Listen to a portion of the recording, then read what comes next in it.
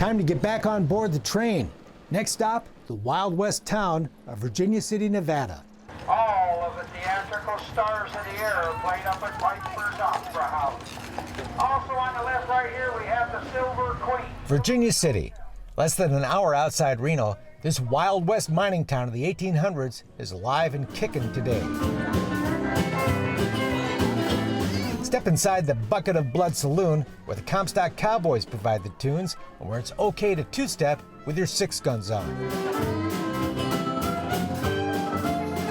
We have about 13 saloons still in town. At the peak of our boom, we had 110. So per capita, we're actually still probably on par. The visitor center is in the old Crystal Bar, which boasts a crystal chandelier imported from France back in the 1870s. Virginia City, Nevada was one of the most important mining towns in the 1800s, and the place still looks pretty much like it did in 1876. There's lots to see and lots of characters to meet. I'm Monty James, and I'm a professional gunfighter. And I've been using this thing forever in the shows. Take a ride with a happy hoofer and learn the history of Virginia City. Hi, I'm the OK Cowboy. Some are better, some are worse. I'm just okay. Oh, I love coming up here. Enjoy it. Yeah. Mark Twain wrote for the local paper, but left town in a hurry to avoid a gunfight. Even the Catholic Church has a rich history. Built in 1868, burned in 1875, and rebuilt the next year, and today hosts both Sunday Mass and a historic museum. Just down the street is the 1870 train depot, where you can catch a ride on the Virginia and Truckee Railroad. As we exit the tunnel now, I'd like to welcome you to Gold Canyon. This is a good one. Tom Gray's 94-year-old dad, Robert, was a kid when he rode one of the last trains before the tracks were torn out in the 1930s. In the 1970s, he put them back in, resurrecting the line, and 40 years later, it's still going strong. The 3 o'clock just went down to Carson City. We used the number 18 locomotive built in 1914.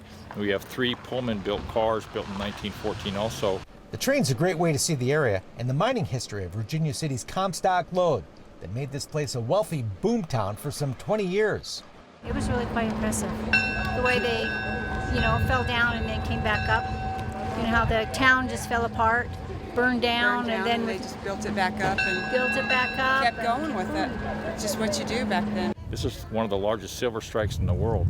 And some of these mines go down 3,260 feet, the deepest mines in the world. Restored train tracks go through some of the old tunnels built back in the 1800s. Now people board the train to both learn the history of the area and make their own. We just had a wonderful wedding. A bunch of great people got married just now, and their family was on it. And then we have a load of people going to Carson City right now. They got to enjoy Virginia City for the day. And these guys here, we have 2 more trips today, and they're going to get to see the highlight of Virginia City on the train, and they come back and they get to spend some time on the boardwalk. At day's end, you can even experience the Old West while you sleep at the B Street B&B. It's Henry Piper's 1875 mansion, just down the street from the Opera House that still bears his name. My husband and I bought the house in 2004. It was a derelict, rundown. Carolyn Eichen and her husband Chris saved the house from the wrecking ball. You'd never guess that today, though. Nearly 3 years of work has the home beautifully restored. Carolyn, a published historian with 2 degrees, is also an amazing cook. We took it on, and we're very glad that we did that. We're glad that we saved a piece of history. People can experience what Virginia City was like during the boom. The only trouble with historic Virginia City is there's just too much to do. So I guess we'll just have to come back.